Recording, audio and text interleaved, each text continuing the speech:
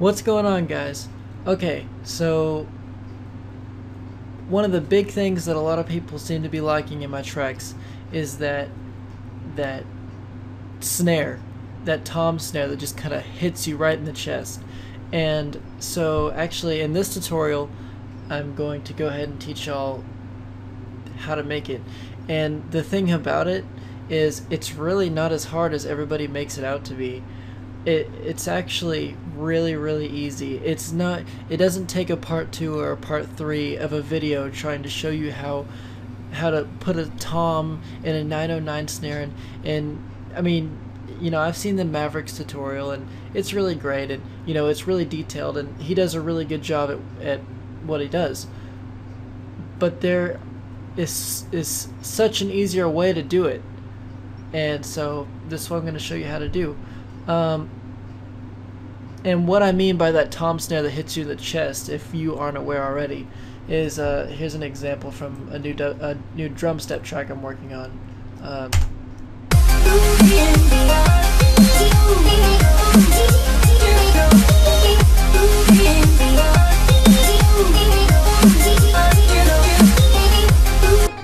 So as you can see, it just kind of hits you right there in the chest. It's like really powerful, and it just cuts through the mix, and it's just a big snare. And see, one of the big things that makes my snares so powerful like that is it's not layering 500 samples, or not processing it 50 million times with different EQs and compressors and saturators and transient shapers and all that. No, you don't need all that. The number one thing that makes your snare sound good is picking the right samples. Whoa, what a concept, right? Well, it's true. So in all I'm using literally in this snare, and all you hear, this is the it hits you right in the chest. It's just really strong, really powerful. And I mean, all it's made up of is the sample itself, the snare itself, an EQ, and the sausage fattener. And the sausage fattener is what really does it. It's without the sausage fattener and the EQ, listen to this snare. It's just not the same. It's just not powerful enough. You turn the sausage fattener on,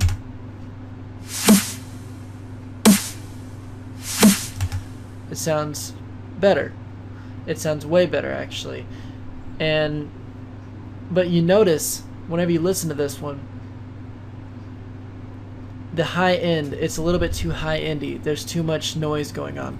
So all I did with this EQ, and this is really important, and this is what's gonna make your snares get that tom sound, is all you have to do is boost about 5 or 6 dB at 200 hertz. 200 hertz is the magic number for your snares. And then all I did was cut around 7 hertz just to take off that noise. So I mean, this is without.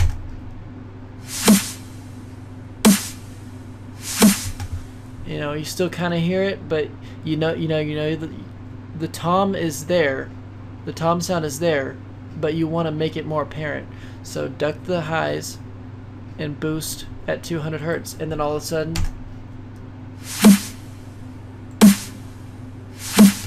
you get that huge sound. You get that tom snare that cuts through everything. And one of the big things to notice about making your snare sound big is, this is just a little side note, is I like to make a group with the kick and the snare, just the kick and the snare. And yeah, I called it drums, but it's the kick and the snare, and I sidechain everything just a little bit to the kick and the snare, so that whenever it hits, the kick and the snare both still cut through the mix, but not so much that you hear pumping from the side chaining. it's just kind of subtle, and it keeps it moving and keeps it loud and right in your face. And you know, that's what you want to look for whenever you're doing a dubstep or a drum step track like this one.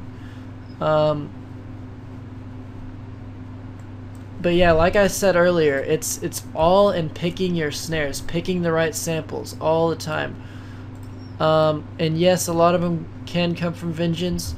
I do layer a lot of my snares. This one was actually layered, but I consolidated it. It was just a low snare and a high snare. One had more of a pat sound, the other one had more of the thump to it.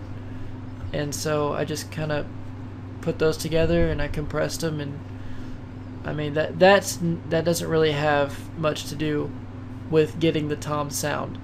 And whenever you find good snares, you need to make your own folder and call it, I don't know, like awesome snares or something, you know, something that whenever your friends look at it, they're like, dude, let me hear those snares, you know. I mean, I don't know if any of your friends would do that, but anyway, like, you know, that wasn't a good snare, but the thing to notice about these is the low end, not the high end. Even if this one, yeah, it's crap, but if you take out the high end, you can still get that. And if you adjust the fader to make it a little bit shorter, then you can still get that thump out of it. You know, and I've made a couple snares, you know, like I think this one's from I Can See. Something like that. I don't remember. But yeah, I mean, that's pretty much it. If you just pick the right samples, I cannot stress that enough. If you pick the right samples and boost at 200 hertz and use sausage fattener,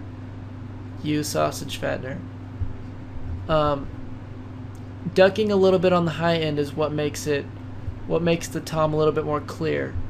So like I said, if you listen to it without the EQ one more time, you know, you hear too much high end, you hear too much noise. But if you turn on the EQ, because it ducks about 3 or 4 dB, 3.5, and you've got this boosting at 200 hertz by 6 dB. And remember, you want to have a pretty narrow Q because you're only going to boost in that one area. Because if you look at it through the spectrum, you can see that whenever it hits, right there, it's hitting at 200 hertz big time. You see that it just goes straight up, and this is the main spot, and that's what makes that tom snare. That's what makes that tom sound. That's what makes that smack. And also, this is just a little trick, and I don't know what the heck is up with my what's up with my little drag thing up here. But another thing that I do to make my snare sound even bigger, and I guess it's more of like a mental thing, but if you take your snare and you reverse it, and in the beginning, whenever you reverse it, if you have used a fader, then it's gonna look kind of weird. It's gonna look like the beginning transient is like gone and the end is up. But anyway, if you take the snare, let me just delete this one just to show you. If you take the snare and you reverse it, like I said, there's a little transient thing. So you go to your fades, you know, flip them around. And always make sure, because Ableton automatically does this, so if you use Ableton and you have your snare out, always make sure you move the fader all the way to the left so that the beginning transients aren't taken away. Because Ableton will automatically do that to try and prevent clipping, but you're gonna end up changing the track volume yourself anyway, so it doesn't really matter. So move the fader all the way to the left to make sure that the whole transient is showing, and make sure that all that attack is there. So doing the sweep thing is what makes the snares have this humongous smack, and it's just, I don't know, it really enhances the power of the snare.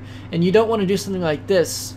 You don't want to make this exact same copy reversed, because all that's going to do is make a really sloppy sounding snare, like it slipped or something. Just listen to this. See, you kind of hear like a slip or something. It doesn't have as much power. It's kind of sloppy. So if you take off the first couple little bars of the snare, whenever you put it back in, now this time, and make sure the fader is all the way up, this time, and you can keep changing it and keep making it smaller and smaller until you get this huge sweep into the big powerful snare. So it'll, like that. That sounds so much different. It has so much more power, and it sweeps in, and it just gives the snare so much more life, and makes it cut through even more, and people are gonna hear it and go, wow, that's an awesome snare.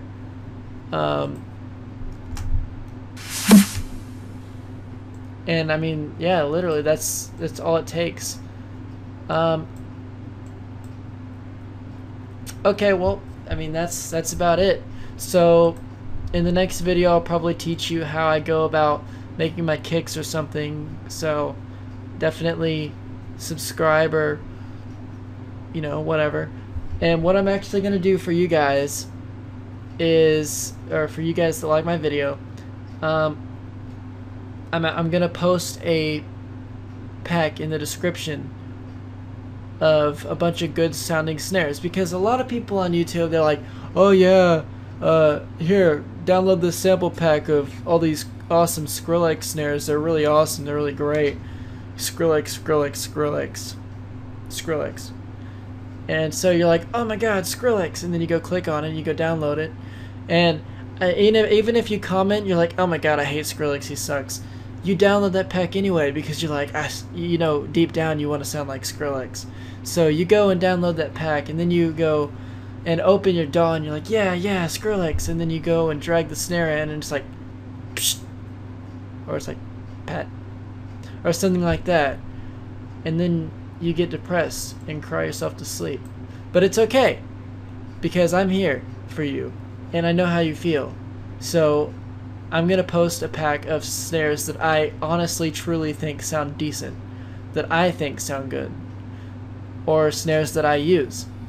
And so all I ask in return is that if you get the sample pack, like my Facebook or something, like my Facebook, go comment on my SoundCloud, follow me or something, subscribe to my YouTube, you know, whatever, you know, it means the world to me whenever I get positive feedback, or whenever I get somebody who wants to keep in touch with what's going on with me, and you know, so that's all I ask for in return.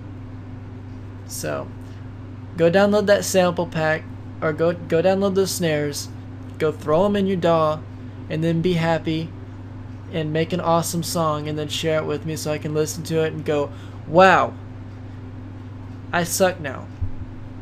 And so that's it. Later, guys.